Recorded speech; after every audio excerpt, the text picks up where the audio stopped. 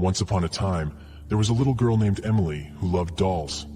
Her favorite doll was a cute and innocent-looking doll named Kim. Emily would carry Kim around with her everywhere she went, and the two were inseparable.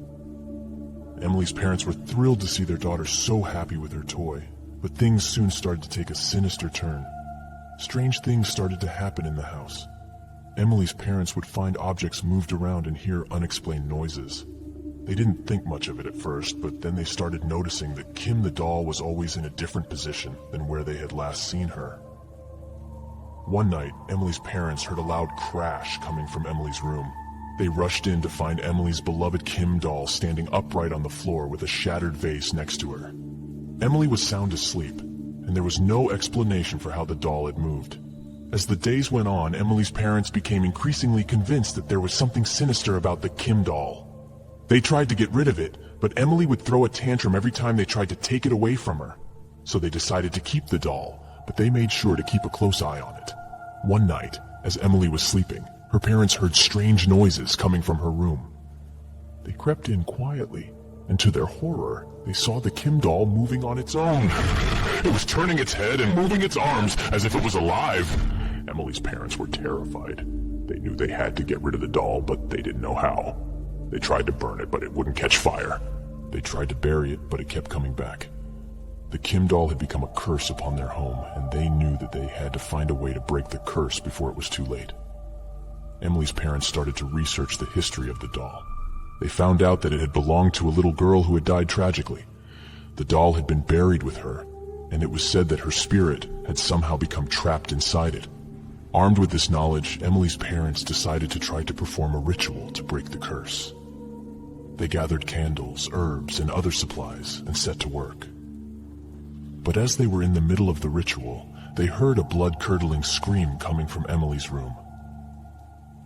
They rushed in to find Emily's bed empty, and the Kim doll standing in the center of the room, its eyes glowing with an eerie light.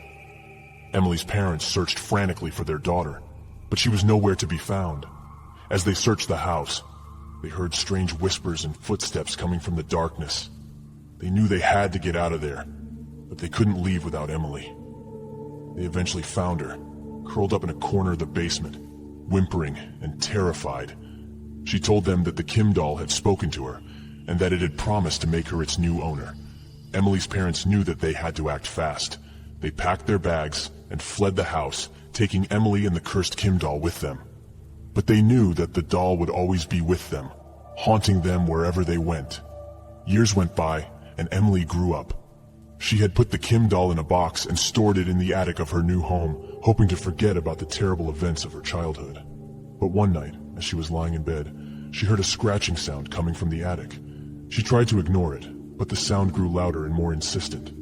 Finally, she got up and went to investigate. As she climbed the stairs to the attic, her heart began to race. She had a terrible feeling that the Kim doll was waiting for her up there.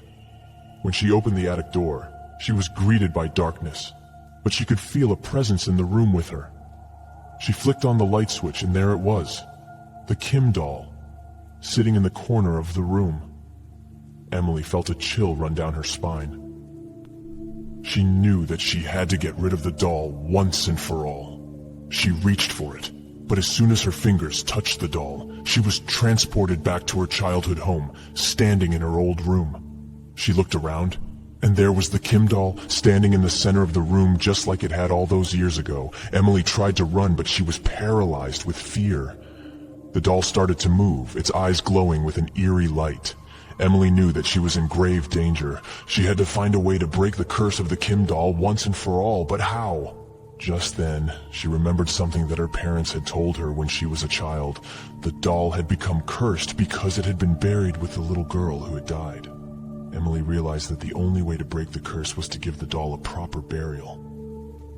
She dug a hole in the backyard and placed the doll inside, covering it with dirt. As she did, she felt a weight lift off of her shoulders. The curse had been broken, or so she thought. As Emily went back into the house, she heard a strange whispering in her ear. She turned around, but there was nobody there. She shrugged it off and went to bed. The next morning, Emily woke up to find the Kim doll sitting on her nightstand. She screamed, realizing that the curse had not been broken after all. The doll was still alive, and it was coming for her. Emily knew that she had to find a way to destroy the doll once and for all. She went back to the attic and searched through her old things, looking for anything that could help her. And that's where we leave off for now. Will Emily be able to defeat the cursed Kim doll? Or will it continue to haunt her for the rest of her life? As Emily searched through her old things in the attic, she found an old book that her great-grandmother had left behind. It was written in a language that Emily couldn't understand, but she had a feeling that it might hold the key to breaking the curse of the Kim doll. She took the book to a translator and discovered that it was a grimoire, a book of spells and incantations. Emily was skeptical, but desperate to break the curse, so she decided to give it a try. As she recited the incantation, she felt a sudden jolt of energy surge through her body.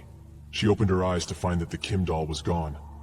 Emily breathed a sigh of relief, thinking that she had finally rid herself of the cursed doll. But that relief was short-lived. Over the next few days, Emily began to experience strange things.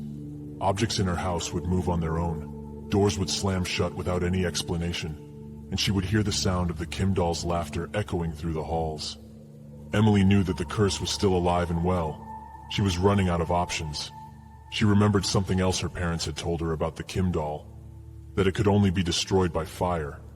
Emily knew what she had to do. She went out to her backyard and gathered up all the flammable materials she could find. She set a fire and placed the Kim doll in the center of it. As the flames grew higher and higher, Emily felt a sense of relief wash over her. Finally, the cursed Kim doll was gone, but as she watched the flames consume the doll, something strange began to happen. The Kim doll's eyes seemed to glow brighter and brighter, and a sinister laughter echoed through the air. Emily realized with horror that she had made a terrible mistake. The cursed doll was not destroyed, but had instead transferred its curse to her. Emily screamed as the flames consumed her, burning her alive. But even in death, the curse of the Kim doll continued. Emily's body was found the next day, but there was no trace of the cursed doll. It had disappeared, leaving behind only a trail of destruction and horror, looking for her next victim.